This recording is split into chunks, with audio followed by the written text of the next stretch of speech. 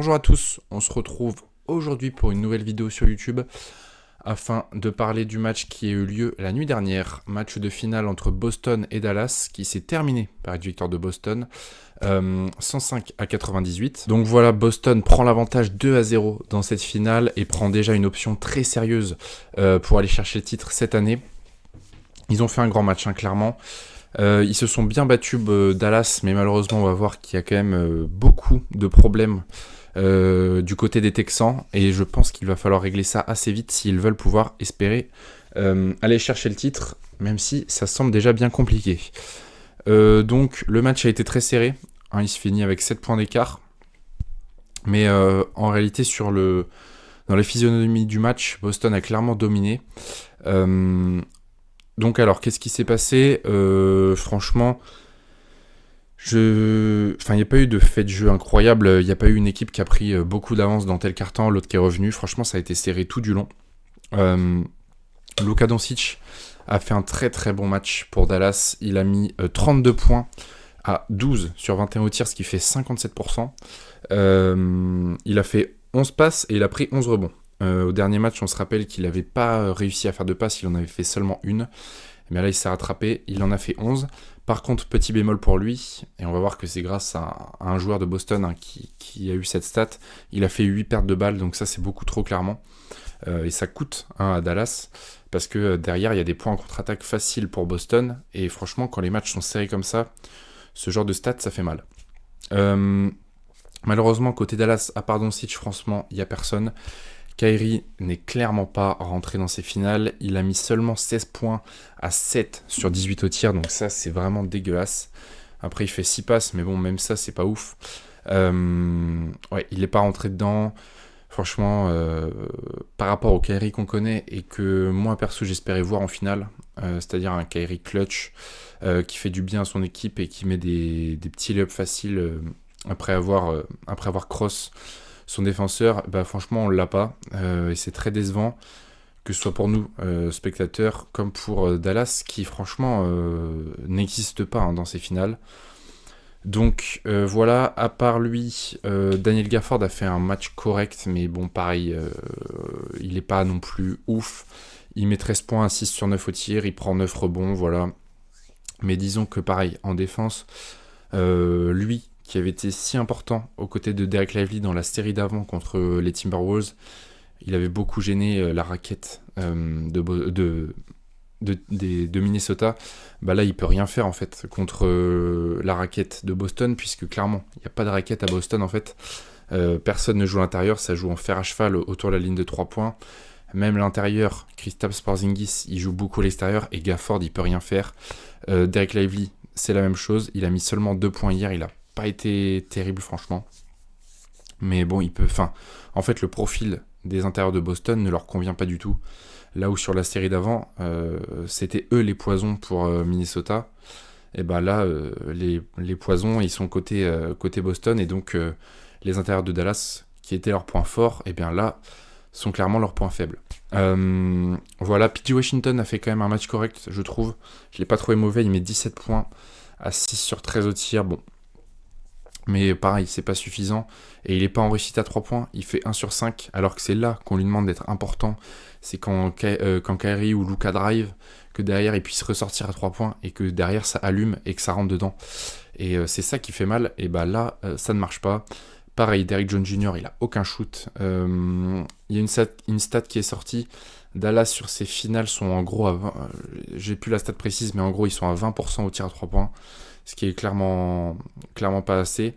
Le seul qui s'en sort finalement, c'est Luka. Donc voilà côté Boston.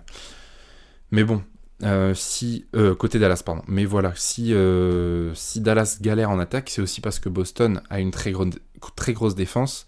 Notamment Jrue Holiday qui fait mal à Luka. Bon, Luka s'en sort quand même, il fait vraiment un bon match, mais bon, il lui fait perdre 8 balles en gros. Bon, tout ne revient pas à Jrue Holiday, mais en grande partie. Il a été excellent hier soir, et normalement on attend de lui qu'il soit bon en défense et qu'il se démerde en attaque, et là il a été excellent en défense, excellent en attaque. Il met 26 points à 11 sur 14 au tir, 78% ça fait. Il prend 11 rebonds également. Donc franchement excellent, c'est lui clairement le MVP de ce deuxième match. Bien aidé également par Jaylen Brown, qui est pour moi pour l'instant le MVP de ces finales. Ça se tape avec Luka, mais bon, Luka avait quand même pas fait un très bon match 1. Pour l'instant, mon MVP au bout de 2 matchs, c'est clairement Jaylen Brown. Il met 21 points à 8 sur 15 au tir, 7 passes, 3 interceptions. Par contre, pareil, il a fait beaucoup de pertes de balles, 6. Mais pareil, dans le ressenti, il est serein, il joue juste, il ne force pas. Et la preuve, c'est qu'en soi, il ne prend, entre guillemets, que 15 tirs. Il pourrait en prendre clairement plus. Un autre joueur qui en prend 15, c'est Derrick White, sauf que lui, il en met que 6, mais il met 18 points au final, donc pas dégueu non plus. Derrick White, bien utile.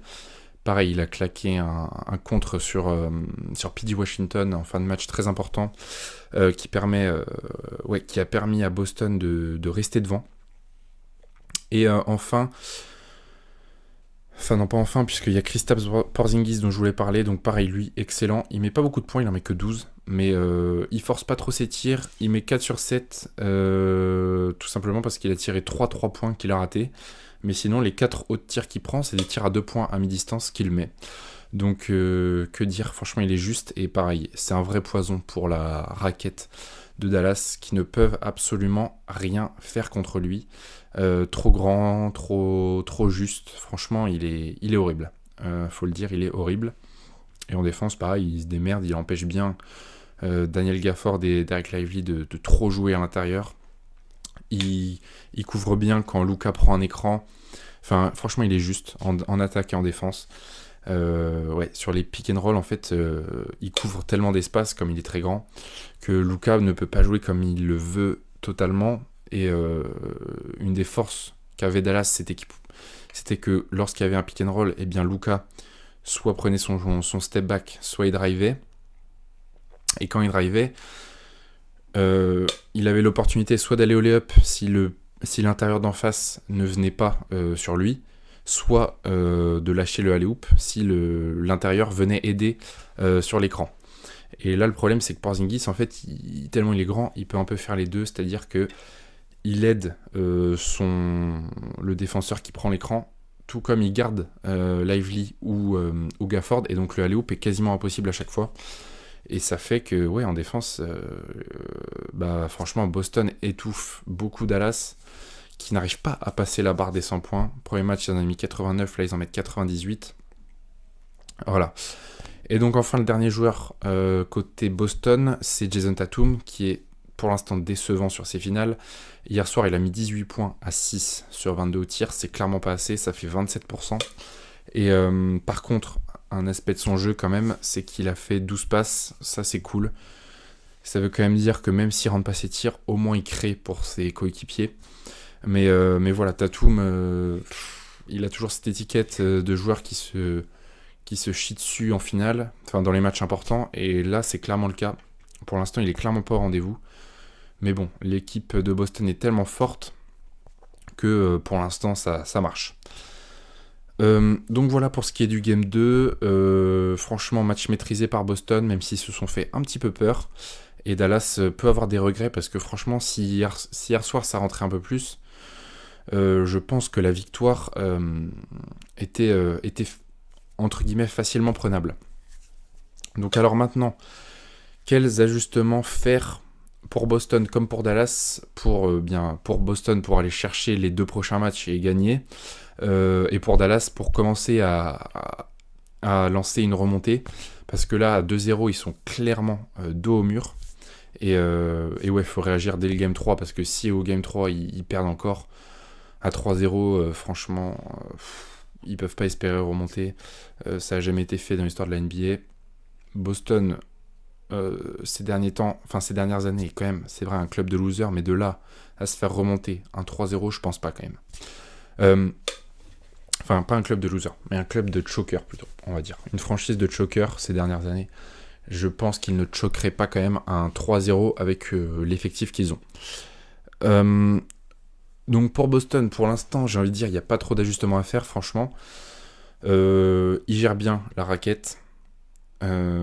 En attaque, déjà, il n'y a honnêtement aucun ajustement à faire. Le seul ajustement que tu peux espérer, Mais là, ça vient d'un seul joueur, c'est que Tatum rentre enfin ses tirs. Mais franchement, le jeu de Boston, il peut continuer comme ça. Franchement, ça devrait le faire. Bon, bah en défense, pour l'instant, ils sont quasiment parfaits aussi. Franchement, au premier match, ils avaient bien éteint Luka quand même. Enfin, pas forcément au scoring, mais en tout cas à la passe, il l'avait bien éteint. Bon, hier soir, il a quand même trouvé les solutions. Conclusion, le match reste très serré. 7 points à la fin, c'est pas grand-chose non plus. Mais bon, ils parviennent à maintenir Dallas en dessous de la barre des 100 points. Pour l'instant, c'est l'essentiel parce que globalement, quand une équipe ne parvient pas à marquer plus de 100 points, globalement, tu gagnes. Mais ouais, le seul ajustement qu'ils peuvent espérer en attaque, c'est Tatum. Et en défense, il n'y a pas vraiment d'ajustement à faire. Les seuls ajustements, j'ai envie de dire, ils se font en cours de match. Lorsque Luka, si Luka est en feu, tu sors plus fort sur les écrans et t'espères qu'il ne sanctionne pas les hoops. S'il est pas trop chaud au tir, bon bah tu sors un peu moins, tu le laisses prendre ses tirs et puis voilà. Enfin, c'est déjà des ajustements en cours de match, mais pour l'instant, s'ils gardent leur principe de jeu et que Dallas ne s'adapte pas, Boston, ça part en 4-5 matchs maximum. Franchement, la manière dont ils jouent et la manière dont Dallas joue, il y a clairement un monde. Et s'ils continuent comme ça, c'est 4-0 en finale, 4-1, 4-2 s'il y a un pur miracle, mais franchement pas plus. S'il n'y a pas d'ajustement des deux côtés, ça part comme ça en tout cas. Bon, par contre, si Dallas veut espérer faire que cette finale aille un peu plus loin qu'en 4 ou 5 matchs, il va falloir faire des ajustements clairement pour Jason Kidd. Parce que là, franchement, Dallas, ça va pas. Bon, déjà, en attaque. En attaque, il faut... Enfin, en attaque, le truc, c'est qu'ils parviennent à mettre leur principe de jeu en place. Luka, hier soir, est bon. Et au final, le match, il se termine en 98-105. Enfin, le match est serré quand même, malgré que le reste de l'équipe fasse un match de merde.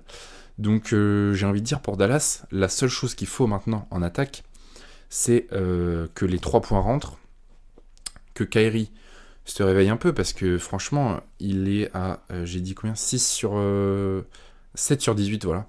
7 sur 18, c'est clairement pas assez, et puis il est pas incisif comme il peut l'être, quoi. Et puis ouais, ses tirs extérieurs ne rentrent pas, il est à 0 sur 3 hier à 3 points, et l'équipe au global ne rentre pas ses tirs à 3 points. Ils sont à 23% sur le deuxième match, c'est clairement pas assez. Et tu peux pas gagner des matchs, surtout en finale, quand tu ne rentres que 23% de tes tirs à 3 points. Donc j'ai envie de dire en attaque, l'ajustement, il va venir des role players qui rentrent ou pas leurs tirs en fait. Et s'ils rentrent leurs tirs, alors là, Dallas peut largement gagner des matchs. Voilà, mais pour gagner des matchs, il faut aussi bien défendre. Et ça, là c'est plus compliqué parce que bon, au premier match, franchement, Boston avait eu pas mal de réussites à 3 points. Ils étaient à combien 40, un truc comme ça, 40% à 3 points. Donc voilà, au final, il y avait eu combien 107-89. Donc au premier match, clairement, il y avait eu un monde d'écart parce que les tirs de Boston étaient rentrés. Mais là, hier, côté Dallas, tes tirs à 3 points ne rentrent pas. T'as 23%. Et t'as une chance, entre guillemets, c'est que Boston non plus ne rentre pas ses tirs à 3 points. Ils sont à seulement 25% sur ce deuxième match. Et pourtant, Dallas ne va pas chercher le match. C'est bien qu'il y a un problème en défense. Pourquoi ? Parce que qu'une équipe soit à 25% à 3 points et qu'elle te mette quand même 105 points dans la gueule, c'est qu'il y a un problème. Clairement, trop de tirs sont laissés. Enfin, il y a trop d'opportunités de tirs qui sont laissées. Et en fait, s'il y a tant d'opportunités, c'est lié au fait que Boston joue en fer à cheval et que ça pose trop de problèmes à Dallas, puisque Gafford, Lively, en gros, en défense, ils sont inutiles. Et sur la seule personne sur qui ils peuvent être utiles, c'est-à-dire Porzingis, ils se font bouffer. Donc c'est compliqué à partir de là déjà. Par contre, le problème, c'est que Boston qui joue en fer à cheval, la ligne extérieure de Dallas en défense, c'est Luka, Kyrie. Ils défendent bien, mais c'est pas les meilleurs défenseurs du monde non plus, faut le dire. En défense, en face, t'as Jrue Holiday, t'as Jaylen Brown. À Dallas, t'as Kyrie, t'as Luka, qui sont deux joueurs offensifs magnifiques, certes, mais qui sont pas des joueurs défensifs d'exception non plus. Et du coup, en fait, Boston, même quand ils mettent pas leur tir, l'action d'après, ils savent qu'ils vont encore avoir une occasion de tirer à 3 points, en fait. Et c'est ça le problème, c'est que même s'ils ne proposent que ça et que leur tir rentre pas, ils parviennent à gagner le match. Donc il y a clairement un problème. Voilà. Franchement, il n'y a pas. Enfin, les ajustements à Dallas, ils doivent se faire surtout en défense. Il faut trouver une solution pour que Lively et Gafford soient beaucoup plus impliqués défensivement sur les lignes extérieures. Il faut que, je sais pas, Jason Kidd trouve une solution. Je sais pas, soit les faire sortir complètement de la rotation. Enfin, les faire sortir, non, mais les faire sortir de la rotation, non, mais les mettre un puis un. Enfin, je sais pas comment ils peuvent faire, franchement. J'ai pas trop d'idées non plus. C'est vraiment un casse-tête pour le coup. Et puis ouais, il faut juste qu'ils défendent mieux la ligne extérieure. Parce que hier, c'est pas normal que tu perdes alors que Boston est à 25% au tir. Donc voilà, écoutez, c'est ma petite analyse. Un petit pronostic quand même. Je vais dire que Dallas va perdre. J'avais annoncé, avant que la finale commence, 4-3 pour Boston. Là, je revois un petit peu à la baisse mon pronostic. Je vais dire 4-2 pour Boston. Je vois quand même Dallas trouver des solutions. Un match où Kyrie et Luka en même temps sont chauds. Boston derrière qui galère un peu. Enfin, je me dis, il y a moyen de prendre 2 matchs, mais je les vois quand même pas prendre les finales. Franchement, ça me paraît être un pari très risqué. Mais on sait jamais. Hein. Je l'ai dit tout à l'heure, Boston a un passé de choc. Enfin, un passé. À Jason Tatum et Jaylen Brown qui sont un petit peu des chokers. Donc on sait jamais, ça pourrait arriver. Mais j'ai du mal à quand même à voir Boston perdre. Prochain match, Dallas le prend. Il faut qu'ils le prennent en fait. Et je pense qu'ils vont le prendre. Mais s'ils le prennent pas, ça part en 4-0 hein, honnêtement. Ou en 5-1 quoi. Donc voilà. Écoutez, cette vidéo touche à sa fin. Je vous remercie de m'avoir écouté. N'hésitez pas vous à me dire ce que vous avez pensé de ces 2 premiers matchs de finale. Qu'est-ce que vous voyez pour la suite? Quels ajustements faire pour Dallas? Parce que franchement, c'est un casse-tête monumental. Et puis voilà, je vous dis à la prochaine pour une prochaine vidéo. Ciao!